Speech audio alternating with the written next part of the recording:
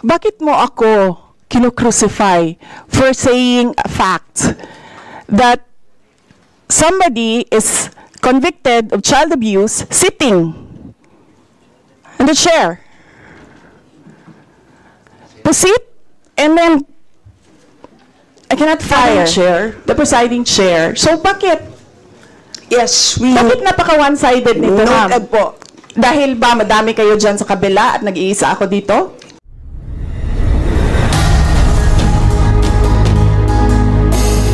And just to make it clear, a notice of this allowance is not a judgment. It is a request. It is an order from the Commission on Audit for the particular office to explain what are the particulars. At saka hindi na yan legislation side. That is already on the accountability side in the budget cycle. So, my parliamentary inquiry, Madam Chair, is that nagsabi na nga siya na hindi siya sasagot, and it is related to the COA notice of disallowance. And just to add, sinabi na rin ni former President, it was thoroughly discussed in the previous year. In fact, tinanggal sa budget ng 2024 yung confidential fund. And we know that there's a pending case on that also. To discuss that further might somehow prejudice or be biased whatsoever. So, yun lang po, Madam Chair. All right, salamat. On your inquiry, the only requirement is to provide a direct response on the question. Meaning to say, a response that is directly related to the question. Meaning to say, kung may question at ayaw nyo pong sagutin nyo ng diretsahan na hindi po ako sasagot dun sa tanong. Ang problema po kasi, ang response ay naging hindi related dun sa tanong. Halimbawa, may tanong, ang sagot ay paglalarawan doon sa nagtanong. So, hindi naman yon klaro na hindi yon directly related dun sa tanong. Kaya, yun po, I think it's a reasonable ask. If there's a question, you may or may not answer. You're not compelled. But you just please say, I do not wish to answer. That's it. At least we know it's a direct response. And with that, we move to the next Madam Chair. person on the list. Madam Chair. Madam Chair. Hindi na po tayo matatapos. Yan ang sinabi ko sa iyo kanina. Ayaw mo maniwala sa akin eh. Aabot talaga tayo ng bukas dito. Diba? Madam Chair.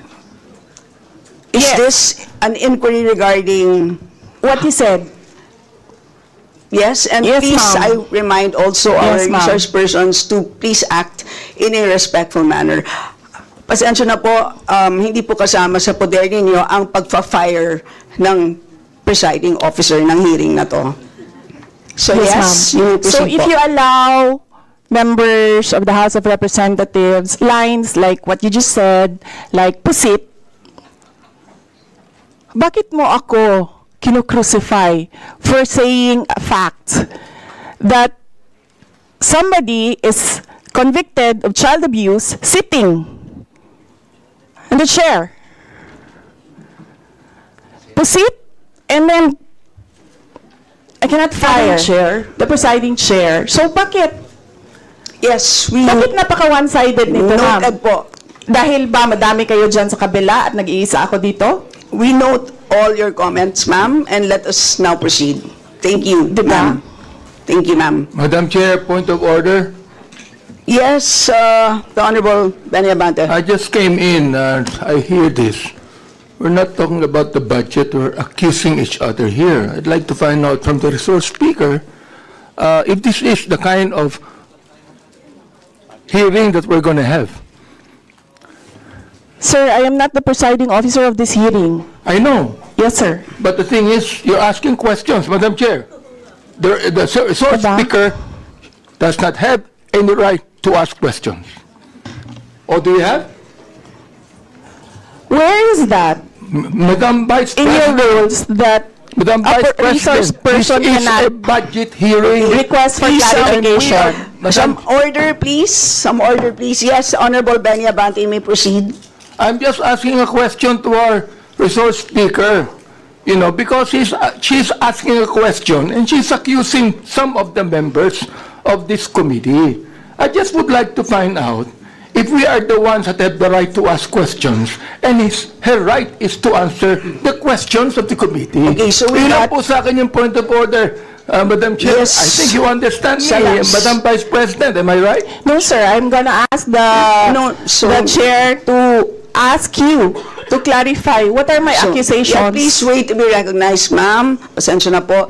So again, I'd like to remind our resource persons that you are here, you're invited to answer, to present, and you've done that.